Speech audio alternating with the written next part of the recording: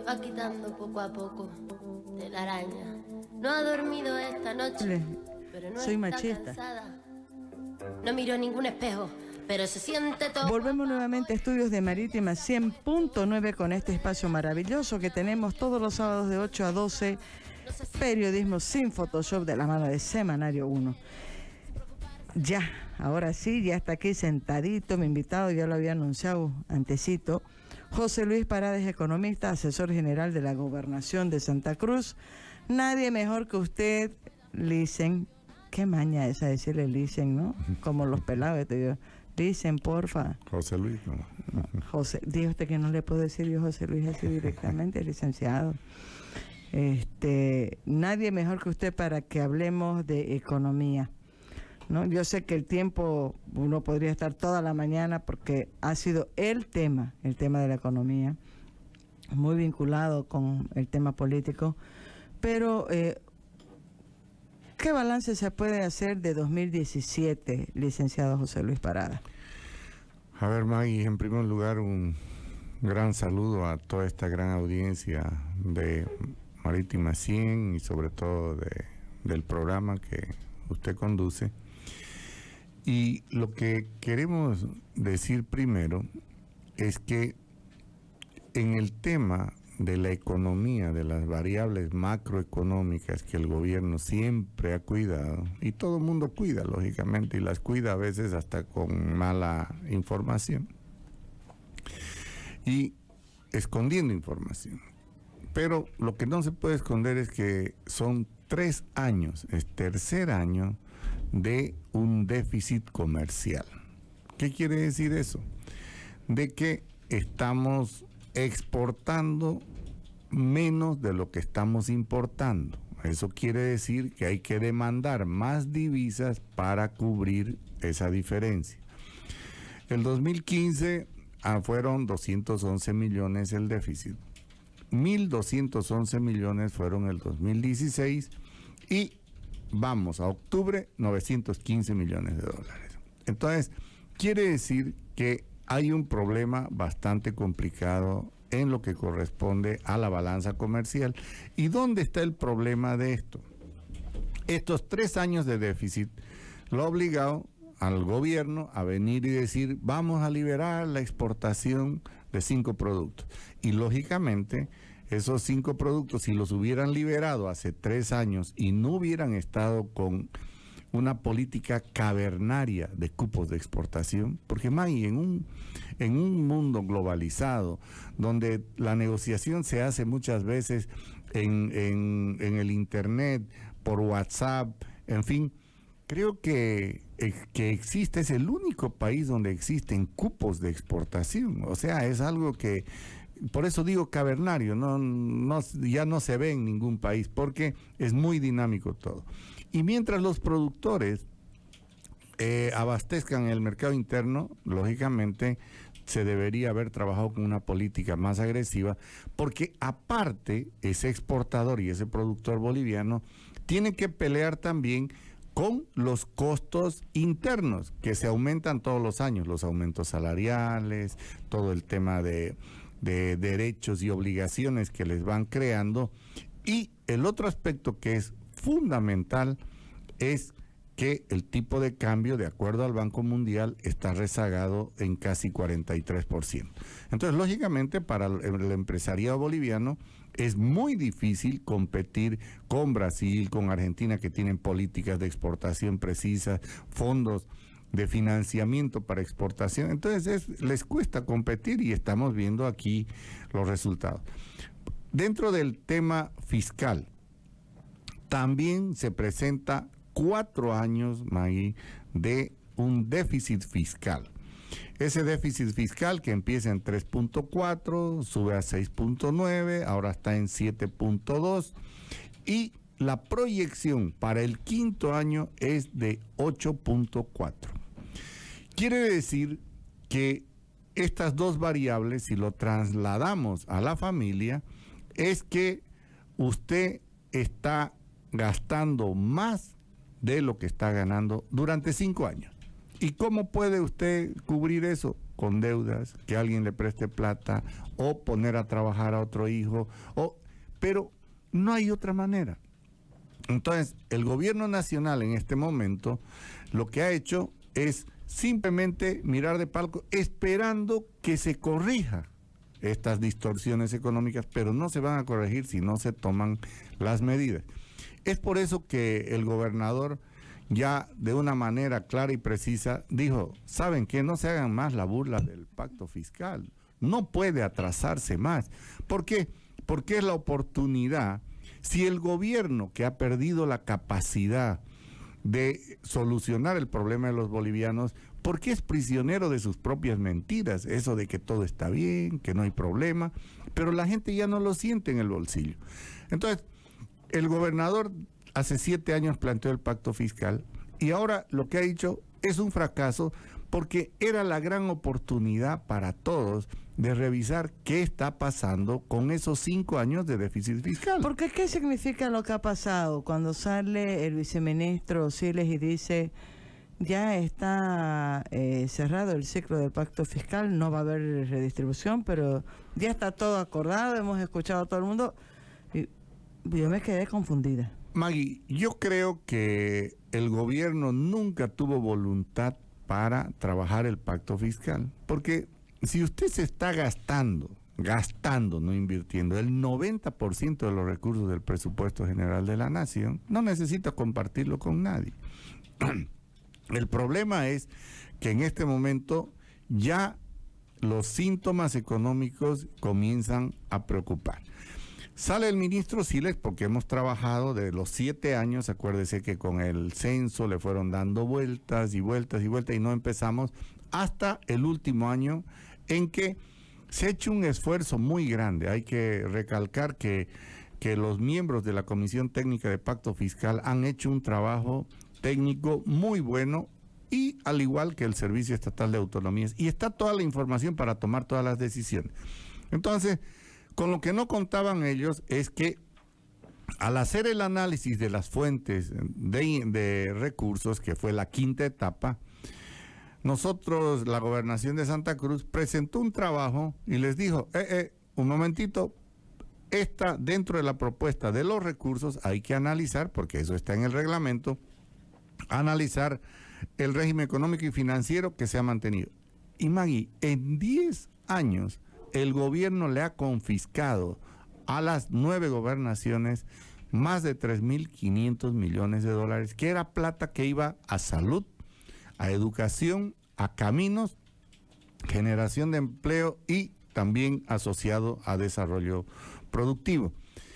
Y eso lo han hecho con leyes discrecionales y unilaterales, porque como tienen los 2/3 de la asamblea, yo quiero ver cómo esos asambleístas, yo creo que no van a poner a ninguno a la próxima elección, porque cómo van a justificar que primero estuvo su partido político, primero estuvo los intereses partidarios y los intereses personales a lo que era el interés de sus departamentos y de sus instituciones. Porque un buen asambleísta no hubiera dejado de que le confisquen recursos y la política que se suponía estaba en la ley de autonomías de descentralización tenga una política de recentralización de recursos, porque acuérdese que con estas leyes y decretos las 9 gobernaciones terminan subvencionando primero al Tesoro General del Estado. ¿Cómo es que los departamentos tienen que subvencionar al Tesoro General del Estado? ¿Cómo se ha dado esa confiscación, licenciado Parada? A ver, en el 2007 emiten un decreto, el 29.322, y a las gobernaciones les confiscan el 72% del IDH. Es como que a usted le digan, ¿sabe qué, Maggie? Usted tiene por su ingreso, por esta radio, más esto de prensa, de su principal ingreso, de uno de sus principales ingresos, le voy a sacar el 72%. Bueno, sacan el 72%, ¿para qué? Para transferírselo a los municipios. Y a los municipios se les queda de libre disponibilidad de plata de las gobernaciones 5.600 millones de bolivianos en el lapso de 10 años, de 9 años. Y al Tesoro General de la Nación se van 13.800 millones. 2.000 millones de dólares se va ¿Y por qué fue esa movida? Primero, para afectar las autonomías. Como en ese tiempo, ellos vieron que el 2006-2007 había un reforzamiento muy fuerte de la gestión, porque era mucho mejor la gestión de las gobernaciones, porque habían 6 que tenían la oposición y 3 que tenía el oficialismo. Entonces, al gobierno, dentro de ese programa de hegemonización, que ya lo vemos cómo se está manejando ahora, era debilitar las gobernaciones. Como habíamos también ya trabajado el tema de autonomías y ya íbamos camino al referéndum de mayo del 2008, entonces cortaron por el tema financiero y presupuestario. Entonces comienzan a afectar por ese lado, recortando recursos. Y por otro lado, Maggie, con decretos y leyes comienzan también a dar nuevas competencias. Y con eso terminamos subvencionando al Ministerio de Gobierno, porque ellos pagaban los prediarios. Y encima las gobernaciones tienen que pagar prediarios del 80% de privados de libertad que no tienen sentencia por toda la corrupción y todo el problema que tiene el sector, el Poder Judicial, que estamos en las mismas después de estas elecciones. Entonces, pagamos al 80% de los reos en este caso, y lógicamente no es culpa de la gobernación, pues si estuviera en manos se lo hubiera podido bajar. Aparte, se le ocurre al gobierno, a alguien se le ocurrió dar título de bachiller gratis y le sacan a la Universidad de Santa Cruz 12 millones de bolivianos y a las gobernaciones 2.400.000 para títulos de bachiller gratis. Sin embargo, los títulos no cuestan más de 60.000 bolivianos porque es el cartoncito, pero eso es para subvencionar al Ministerio de Educación. Y ya el colmo es que una competencia privativa, con una ley, crean el Fondo de Exploración y Explotación. Y subvencionamos a lo que se supone es la joyita de la nacionalización, que es todo un éxito, que es Yacimientos y al Ministerio de Hidrocarburos. Y le sacan 12% a universidades, municipios y gobernaciones que utilizaban recursos de IDH para salud, educación, se lo llevan para el Fondo de Exploración. Cuando le recortaron el IDH anteriormente, ya teníamos nosotros liberando sobre todo recursos a las empresas públicas, porque antes el bono sol, porque esto de la renta de dignidad no es de este gobierno, es del anterior, lo único que han hecho es matizarlo. Y aumentan el monto, pero para que la paguen las gobernaciones y no las empresas públicas. Y tampoco se crea un fondo de inversión para darle continuidad, porque no hay reservas de gas, no se sabe qué va a pasar con los convenios con Brasil. Entonces, todo esto configura un escenario en el cual, lógicamente, la gobernación presenta la propuesta de pacto fiscal y también presenta estos datos que hay que considerarlos para que o nos compensen esos 3.500 millones de dólares confiscados por el centralismo o nos den en la propuesta el 5% del presupuesto que va a ir de la coparticipación tributaria, que es 5% del presupuesto general del Estado, que va a ir para pueblos indígenas, universidades, municipios y gobernaciones, y 50% para el gobierno central. Porque el drama aquí es que el 90%, y eso lo ha confirmado el vicepresidente cuando dijo que nos habían transferido en 11 años 17.000 millones de dólares, de un total de 211.000 millones de dólares, lógicamente ellos se han quedado con 194.000 millones. ¿Cuánto representa lo que nos traspasaron universidades, municipios y gobernaciones? 8%. ¿Cuánto es lo que se ha quedado el gobierno? 92%. Quiere decir que hay 5 veces más ingresos y hay que preguntarle a la gente. Por eso el gobernador dijo, trabajemos en el pacto fiscal. ¿Hay 5 veces más salud? ¿Hay 5 veces más educación? Mire lo que está pasando en salud en este momento.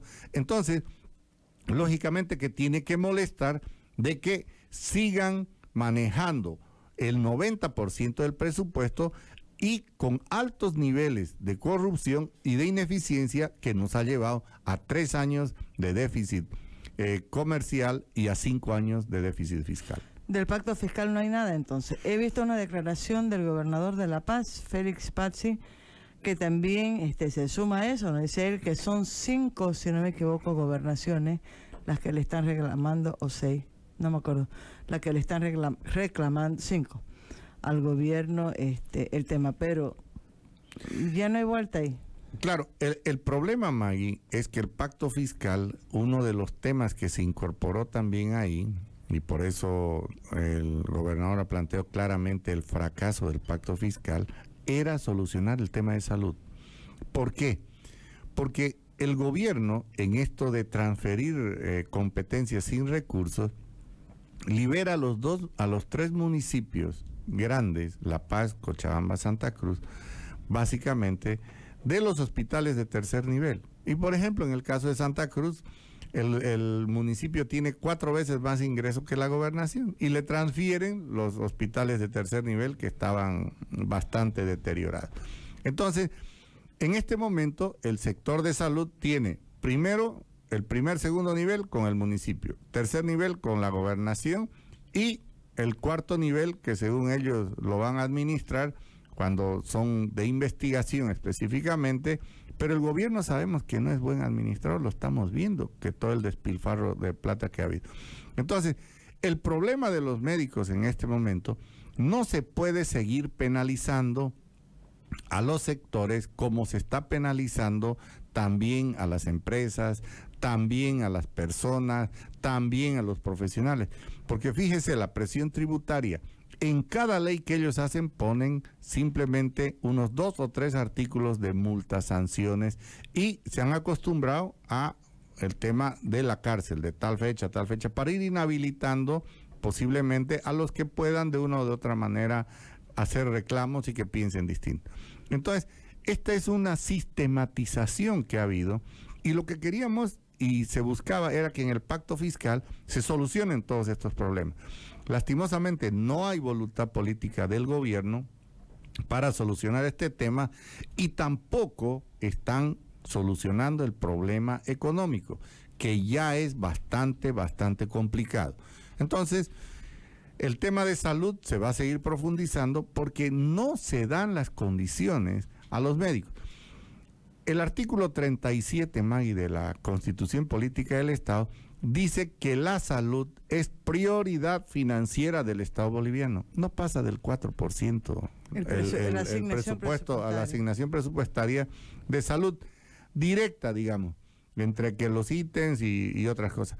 Porque la otra parte que ellos dicen estamos en 6, 7 y a veces sube a 8 es porque está también lo que son de las instituciones de seguridad social, que eso es con aporte de los trabajadores. Entonces no es del gobierno como tal. Entonces no ha habido la prioridad. Entonces, si la cárcel también fuera para ese que cuando elaboró el presupuesto no pone la plata para lo que corresponde a lo que dice la Constitución, es también un incumplimiento. Entonces, ahí viene el otro problema. Todas estas inversiones que ha estado haciendo el gobierno que dice que iban a generar nuevos ingresos, como por ejemplo todo el mundo dijo, la nacionalización hizo que suban los ingresos. La nacionalización ahora resulta que están los hidrocarburos en 8.900 millones los ingresos. Hemos retrocedido 10 años, del 2017 al 2007.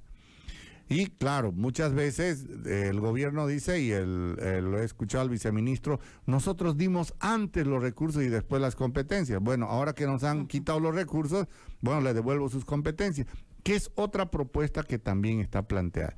Entonces, el pacto fiscal hubiera sido la gran oportunidad para solucionar el tema de los bolivianos. Y es por eso que el gobernador, hasta cierto punto, ya dijo, no, si no hay una solución, porque tampoco se puede ser cómplice de esto si el deterioro económico sigue y sigue, y no queremos, el gobernador ha sido muy claro, que se dé solución de una vez con aspectos concretos de la coparticipación. Si nos han confiscado en 10 años 3.500 millones de dólares, ¿a título de qué viene ahora el viceministro a decir, no, es inflexible, no podemos entregar recursos de coparticipación porque va a las Fuerzas Armadas esto? ¿Por qué no tomaron su previsión también ellos, como hicieron las gobernaciones, municipios y universidades, de que han ido acomodando su presupuesto con todos estos recortes y con lo que correspondía a nuevas competencias, se ha hecho una reingeniería. El gobierno central no ha hecho nada y ha seguido el despilfarro. Usted no conoce un solo plan de austeridad que tenga el gobierno y siguen haciendo política aquí, que viajes, que esto, que le siguen pagando a los que van, a los que vienen. Maggie, el problema es muy serio y quedó claro de que no hay la voluntad de solucionar, por eso fue el planteamiento claro que hizo el gobernador. No hay más discusión sobre eso. Mire, yo creo que el gobierno va a tener que buscar las soluciones porque ya el deterioro de estos 4 años y 5 años ya no se puede seguir cubriendo con solamente deudas. Primero porque los recursos ya no son los mismos, ¿no? No, y en el tema de deuda hay un problema muy complicado. Estamos llegando a los 10,000 millones de dólares de deuda, a pesar de una condonación que ha habido del 60% a este gobierno por gestiones de otros gobiernos, hasta en eso. Y ellos, entre 2007 y 2017, la han subido de 2.200 millones de dólares, lo han subido a 9.108. Es casi 5 veces. O sea, 5 veces más ingreso. La deuda ha crecido 5 veces. Si usted tiene un ingreso... ¿Cómo encuadran esos números? No, hay 5 veces más ingresos, pero a la vez hay 5 veces más nivel de deuda. Maggie, esto es lo que nadie se puede explicar. Y aparte de que no aparece la deuda interna, solo aparece el interés de la deuda interna, que eso puede estar en otros 7,000 millones. Entonces estaríamos hablando de 17,000 millones. O póngale que sean 4,000, son 14,000 millones. Ya es casi 40% del PIB. No cuadran por ningún lado, Maggie. La única manera de cuadrar es lo que hizo Ecuador. Una contabilidad creativa y donde dijo que su deuda eran 24,000 millones de dólares. Y resulta que cuando entró el presidente Lenín Moreno, la deuda alcanzaba a 54,000 millones. ¿Por qué? Porque se le ocurrió al presidente Correa decir que la deuda entre instituciones no se registra. Oiga, es como que usted le deba a su hermano y le diga, no, esa no la vamos a registrar, hermano, solo voy a poner la que le debo al banco. La tuya la voy a dejar ahí nomás y veremos cómo se paga. Oiga, pero eso se llama contabilidad creativa, porque no encuentro otra manera, no es real, no es una contabilidad real, es una contabilidad creativa. Y lógicamente... ¿Por qué contabilidad creativa y no contabilidad mafiosa? No me estoy acordando de José Luis Santisteban. ¿Ha visto cómo ha hablado José Luis, no? Terrible. Maggie, entonces, y hay un dicho muy sabio que tienen los alemanes: la deuda de hoy son los impuestos de mañana. ¿Ya? Entonces, y en este país, en este momento, 30% paga impuestos. Usted es una de las que paga impuestos porque la tienen apretada y le pela en una facturinga por 20 pesos y fue hace 5 años, va terminando pagando 3.500 porque no hay dónde defenderse, hay una indefensión total.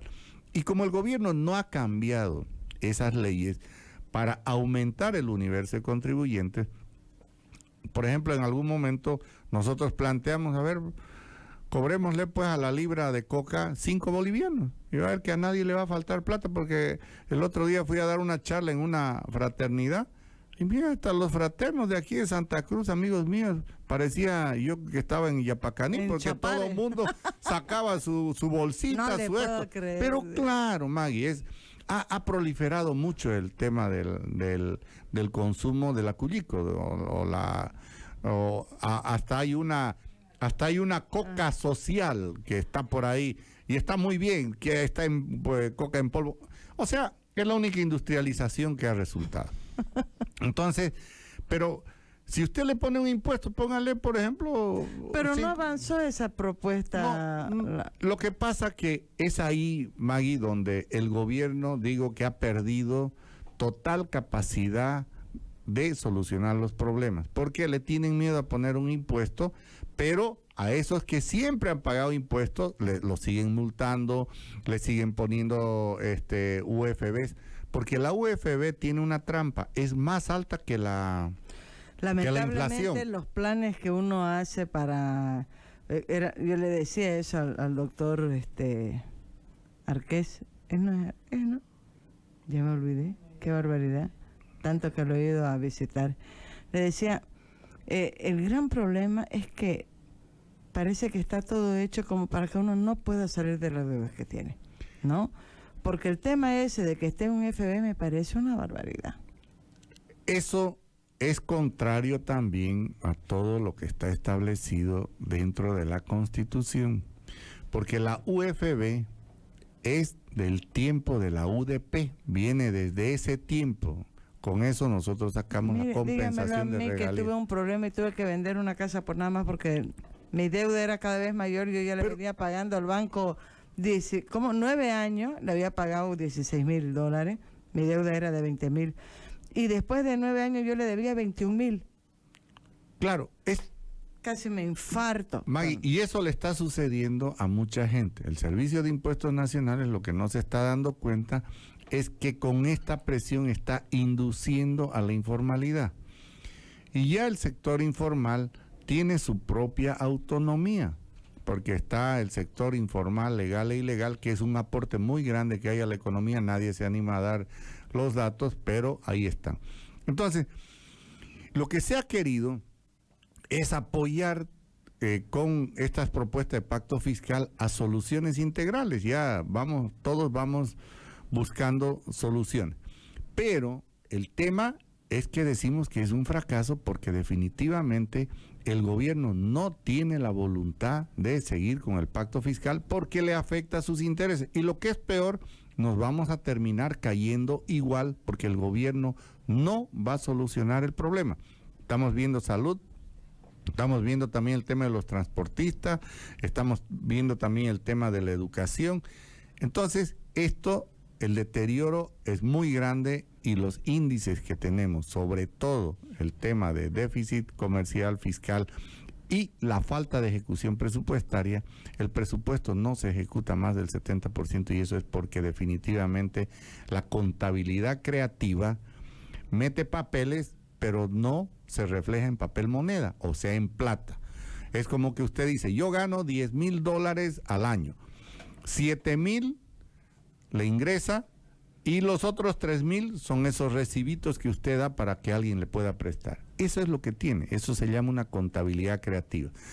Porque aparte se caen las reservas internacionales netas y no se registran la deuda que tienen las empresas públicas, que registradas en el Banco Central están en 5,080 millones de dólares. Y no está registrada en ninguna parte, no está en la deuda interna. Pero, ¿cómo es posible eso?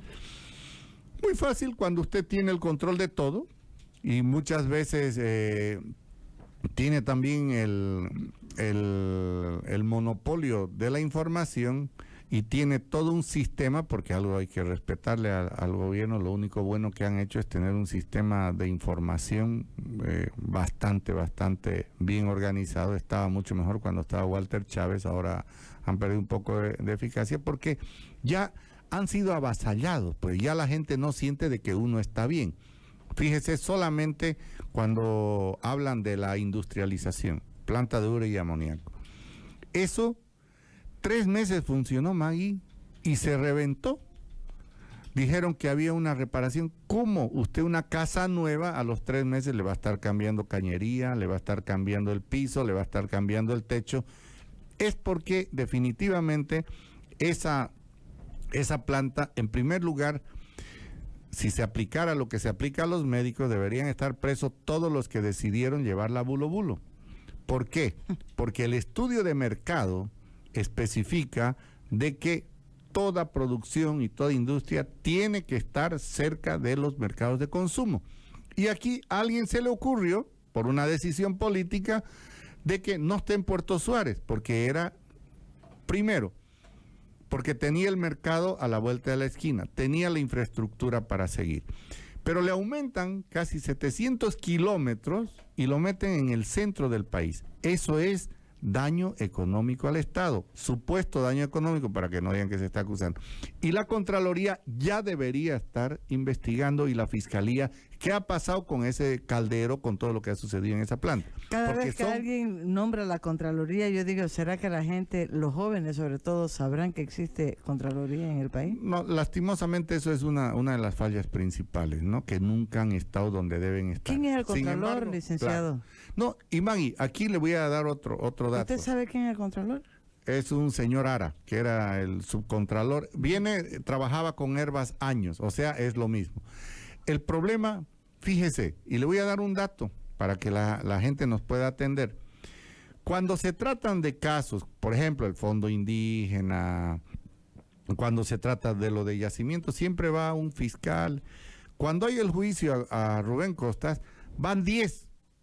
Va de la Contraloría, va de la Fiscalía, va de la Procuraduría, va del Viceministerio Anticorrupción. Son 10 abogados que están en los juicios. Y yo quisiera que, creo 4 o 5 tenemos juicios, van a ver que van 10. Pero en lo del Fondo Indígena, por ejemplo, que se gastaron en todo ese tiempo $2.000 millones de dólares, 2.000 millones de bolivianos, que es lo que tenía registrado el Ministerio de Economía y Finanzas Públicas, solo se vieron una parte y ahora quieren cerrarlo. Pero a los del gobernador, donde no hay daño económico por ningún lado, están los vehículos, se los utilizó en emergencia, hicimos que compre el PNUD porque había ese sistema con casi 25-30% menos del precio de mercado, y van 10 abogados del Estado. Oiga, eso es pérdida de plata. Eso, ¿por qué no se ocupan de los casos grandes? Ahí no hay daño económico, ahí que vaya uno y vea, va a ser la defensa. Pero van 10, Maggie, en todas las audiencias. Lince, otra preocupación, hemos hablado del pacto y yo veo que ya tanto hablar del pacto fiscal y no pasa nada, ni va a pasar. Peor en esta coyuntura donde hay menos plata, ¿no? En Cahuasi. A ver. ¿Por qué sale esta decisión así en diciembre sobre un tema que ya había sido conflictivo, ya generó bastante conflicto? ¿Estaba resuelto o no estaba resuelto el tema de Encahuasi? Este es un tema que nace por una necesidad de distracción política. Es la única explicación. Sí, una política también creativa, ¿no? Porque lo único que hacen es crear y crear problemas ficticios. En la calificación de las cosas ahora, dicen. crean problemas ficticios. Y bueno, ahí también pero mucho que complican la existencia. Claro, y mucho tienen que ver también sus medios de comunicación, el periódico Cambio, la radio Patria Nueva, en fin, el domingo la televisión, porque ese sistema lo comienzan a hacer crecer esas mentiras o esas distracciones para la gente. Entonces muchos medios también le hacen seguimiento a eso. Entonces, ¿qué sucedió? Está muy claro que Incahuasi, en primer lugar, tiene todo lo que se refiere a los límites históricos. Hay una ley de 1998 que determina claramente los límites. Y esto por una historiadora, Paula Peña, ya nos sacaron, después de la creación de la República, nos sacaron una parte del territorio que después se fue al Paraguay, pero ya había un cercenamiento a Santa Cruz. Pero en 1998 se establece claramente los límites y se ratifican en 1924 con otra ley. Por lo tanto, son límites históricos. Son precisos porque en esas leyes determinan que la punta del cerro es el límite hasta el río. Entonces, son precisos y legales porque están en las leyes. Entonces, tienen las 3 características de ratificación.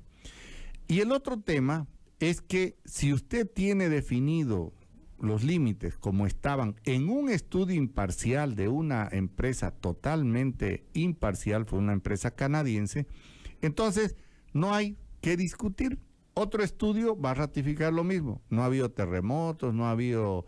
Porque los reservorios no se mueven pues como un vehículo de un lado al otro. Son reservorios naturales que están ahí, tiene que pasar un evento demasiado grande, como un terremoto muy, muy grande y profundo, como para que el reservorio o desaparezca o se pierda.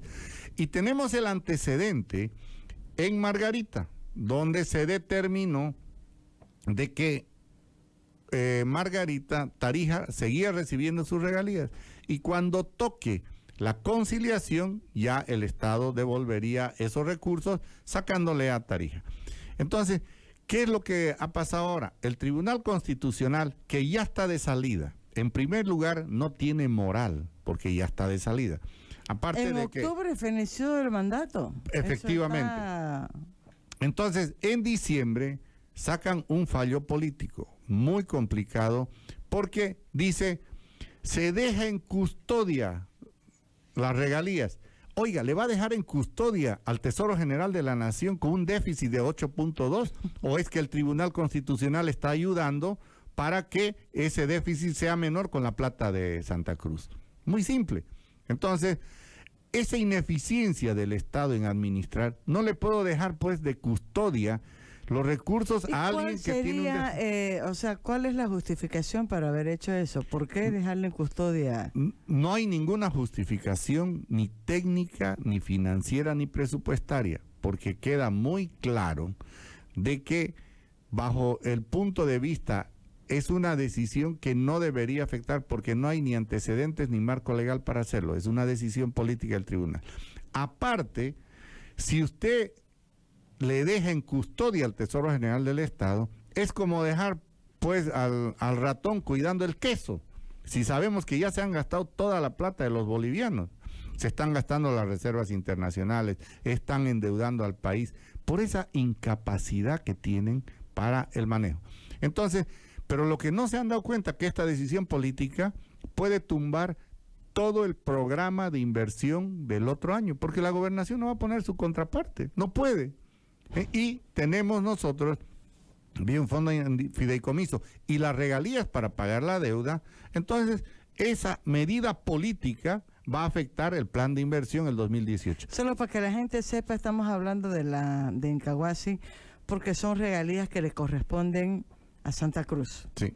Estamos hablando de qué monto más o menos. Para que la gente nos entienda, es que le saquen el 40% del sueldo que una persona gana en este momento. Es mucho. No le puede seguir dando a los hijos lo mismo, no le puede seguir pagando el alquiler, o sea, le desestructura todo. Entonces, lo más complicado de esto es que el plan de inversión nacional se les viene abajo, porque la gobernación no va a pagar, sencillamente no se firma ningún convenio más, y si no lo solucionan por el tema estrictamente de eficiencia, el otro año las inversiones en el país se van a venir abajo. ¿Qué hay que hacer para que esa decisión del tribunal sea revertida, anulada?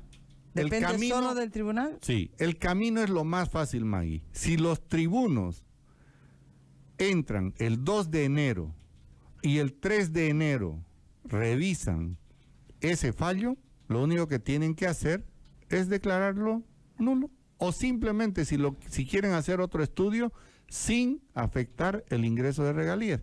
Porque también se debería parar el pago del IDH de lo que genera Incahuasi. Y ahí quiero ver a las universidades, a los municipios. Claro, como aquí afectan solo a Santa Cruz, parecía que era muy fácil. Pero el problema va a ser mucho más grande, porque el plan de inversión del otro año del gobierno se viene abajo. Y es un año preelectoral. Por lo tanto, no va a ser responsabilidad de la gobernación. Así como el gobernador fue muy claro con el pacto fiscal de decirle, si no redistribuimos ingresos o nos compensan los recursos, esto es un fracaso y ese fracaso se va a transmitir a toda la economía del país. ¿Qué perspectivas hay para 2018, licenciado José Luis Parada? Sí. Este año no hay duda que ha sido un año ya bien complicado.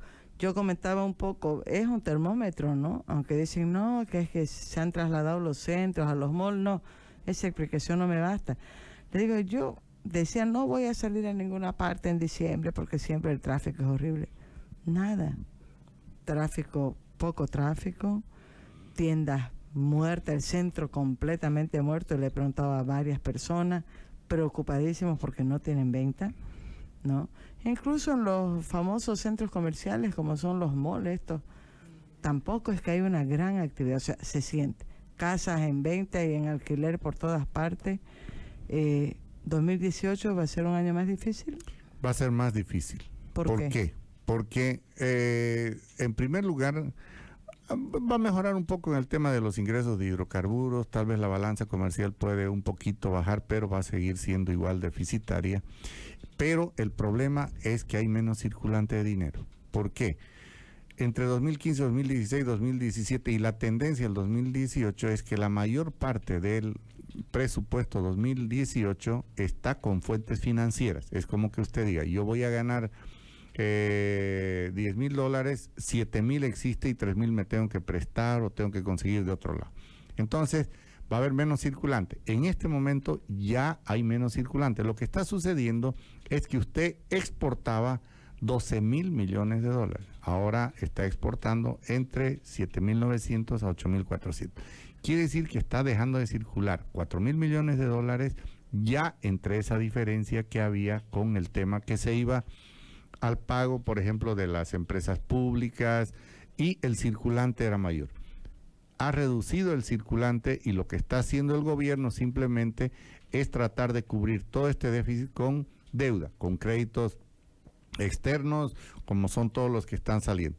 Y el otro año, si no se toman las medidas, se va a profundizar mucho más el problema. Este tema económico, el gobierno no tiene la forma de solucionarlo si sigue con el discurso y con... Hay un dicho muy sabio que dice, los números no mienten, entonces el déficit está ahí. Pero en el gobierno hay mucho mentiroso haciendo números que creen que nos van a convencer. Y no es cierto, la gente, lo que usted dice, Maggie, es cierto, la gente siente de que no está vendiendo lo mismo, de que tiene problemas para pagar y sobre todo que están reduciendo todos el tema de las empresas y sus gastos, porque no hay forma de equilibrar. Con esto de las exportaciones están tratando de medio solucionar, pero no es una medida tampoco. Si no se toman medidas integrales y estructurales, el problema va a ser mucho mayor. Y el 2019 va a ser mucho mayor. ¿Por qué? Porque vamos a tener menos divisas. Ahora hay también el sector informal que genera divisas, eso nadie lo puede negar ni identificar el monto, que es lo que ayuda a la economía también a funcionar. Pero cada día hay menos divisas porque cada día hay que importar más y se exporta menos. Complicado el panorama. En el caso de la gobernación, su presupuesto en relación a 2017. A ver, Maggie, nosotros siempre hemos tenido una capacidad de prevenir. En eso el gobernador siempre dejó trabajar al área económica, que creo que es lo que no hace el gobierno central, va más a lo político. Con el gobernador en eso ha tenido ha dado posibilidades y escucha mucho cuando uno le dice, hay esto, otro. Por eso es que hemos aguantado. Nos han bajado 63% el ingreso. Bárbaro. Entre 2014 y 2017. Era para tumbar a cualquiera. Más las competencias, más todo. Más los municipios presionando para que den la plata. Y encima sale el presidente de Andecruz diciendo que el pacto fiscal no era redistribución de recursos. Entonces, ¿por qué nos piden que le demos nosotros las regalías a los municipios? Entonces, es una contradicción de Andecruz, pero ellos van a hacer huelga, van a querer que se le dé, pero ahí viene el problema. Si a nosotros solucionan lo de Incahuasi, no vamos a tener problemas el otro año. ¿Por qué? Porque durante 10 años bajamos la deuda durante 50%. Y con eso nos hicimos un crédito, que es el fondo en fideicomiso, que garantiza una inversión de un promedio de 500 a 600 millones de dólares por año, como en los mejores años en Santa Cruz. Por eso se va a notar un poco menos, puede haber una recuperación. Pero si el gobierno no soluciona el tema de Incahuasi, esos 500 millones de inversión se pueden venir a unos 300, pueden bajarse a la mitad, porque nosotros no vamos a tener con qué pagar la contraparte y van a tener que ejecutar solo el crédito externo. Y no sé si pagará el crédito externo todo. Y el Tesoro General de la Nación, con el déficit que tiene de 8.2, se le va a tener que subir a 11. ¿Ah? Claro, es complicado. Lo más complicado ahí es el factor político, Claro. ¿no? Es preelectoral y después el año Sí. electoral. Pero en la gobernación, seguramente el embate va a venir por los juicios, por esto, por lo otro, porque en el tema económico ya se hizo un buen manejo en eso. Tenemos que agradecer al gobernador que en el tema de inversiones también lo fue dejando claro para adelante y en negociaciones que se hizo con el gobierno.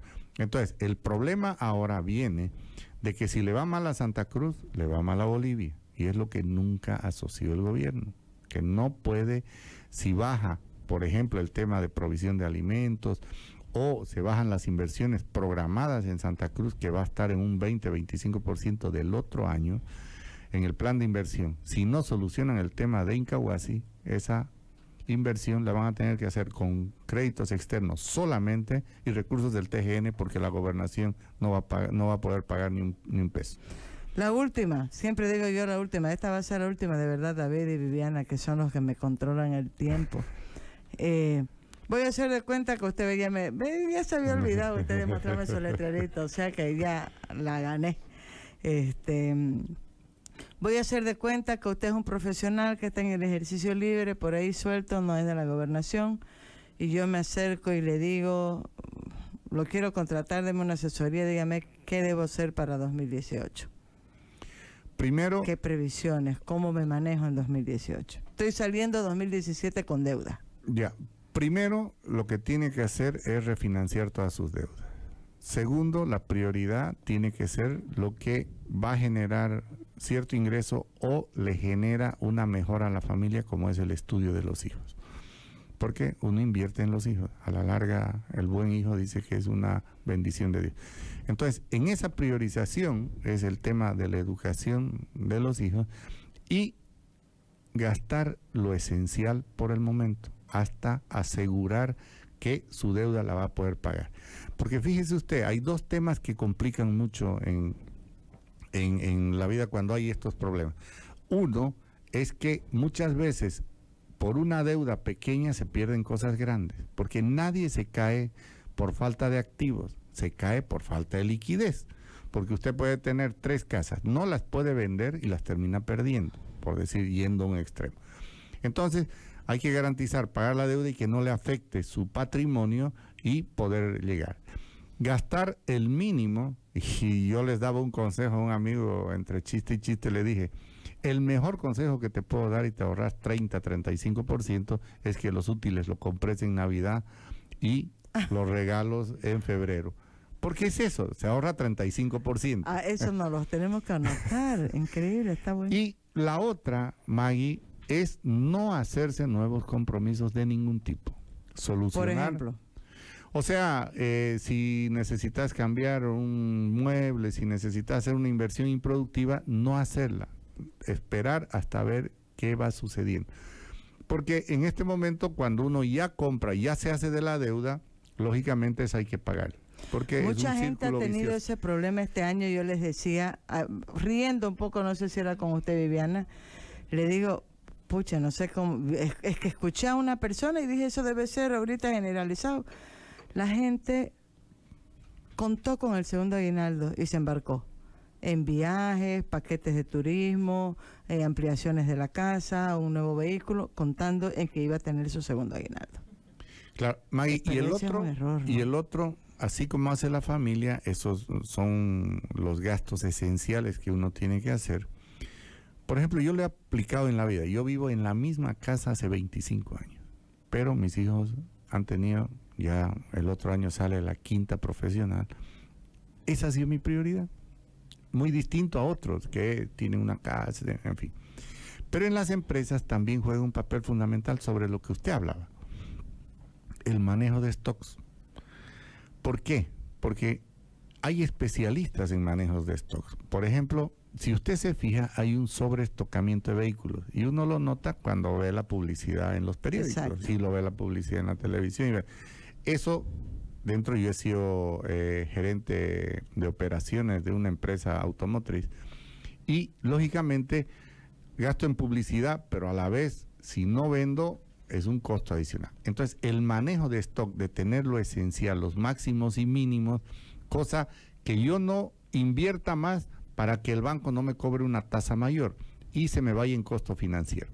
Y en los departamentos, que es el otro tema que tocó usted, fíjese, hay una persona que construye un edificio de 20 departamentos. Con 12 paga la obra, su inversión, y le quedan 8.